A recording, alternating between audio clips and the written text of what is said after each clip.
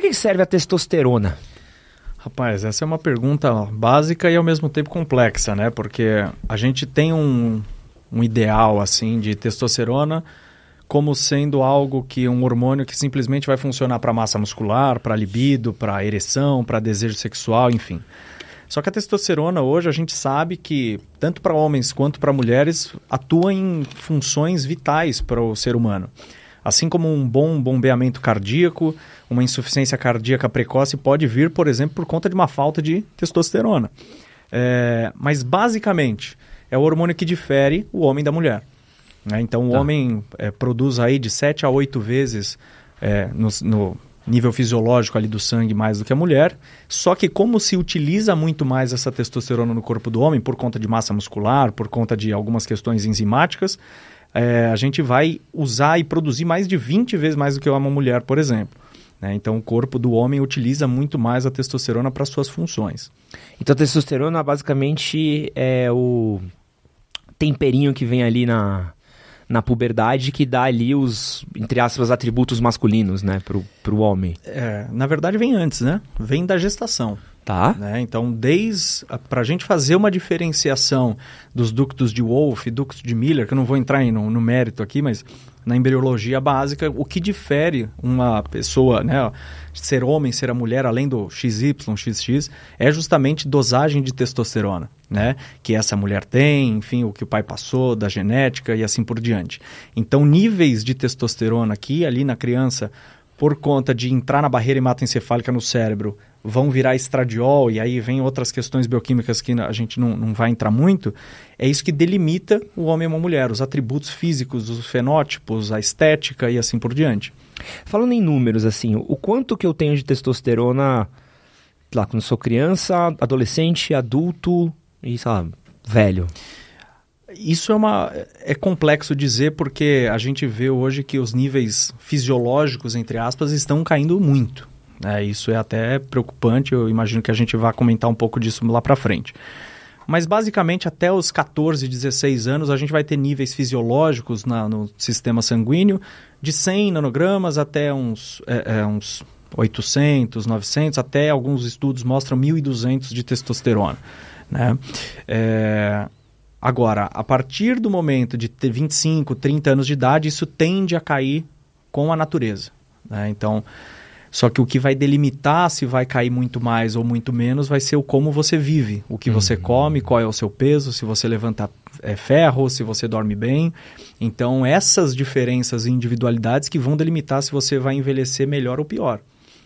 Então, essa questão do nível fisiológico e natural é um pouco diferente do nível normal que se vê hoje em dia.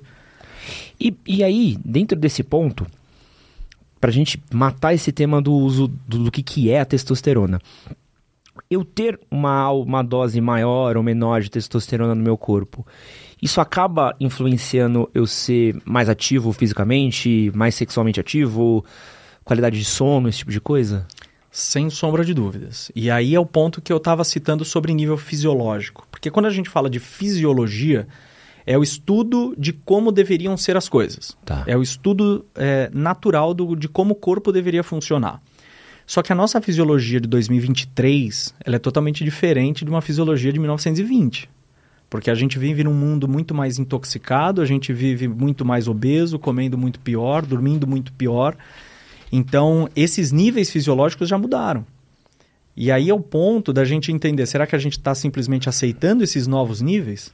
Porque os níveis eles são avaliados em cima de estudos populacionais. Então, existe um estudo, por exemplo, que saiu recentemente, em 2020, de 102 mil homens que foram avaliados em cima de um sistema de saúde ali, de 2006 a 2019. Em 13 anos, diminuiu-se 37% do nível de testosterona basal dos homens. Uau! Ou seja, o nível basal é aquele nível que o cara acorda lá, faz o exame de sangue, tem a testosterona ali. Quantos anos eles tinham, né, para o exame? Isso era uma série de 102 mil homens, eles variavam só adultos, né? De 18, se eu não me engano, a 90 Uau. E tantos anos. Por causa de 18 a 30, perder quase 40% é muita coisa. E aí existe uma série de fatores envolvendo isso. Então, falar de nível fisiológico e falar de nível normal hoje são coisas um pouco distintas. E aí eu entro na sua pergunta. muda sintomatologia de um paciente que está mais ativo, que está menos ativo, por conta do nível que ele tem no sangue? Sem sombra de dúvidas. Se eu tenho hoje, num laboratório, um exame de testosterona total, por exemplo, que vai de 250 a 650, numa faixa etária de 20 a 50 anos, significa que eu estou comparando um jovem de 20 anos a um cara de 50 anos. Já não faz sentido aí.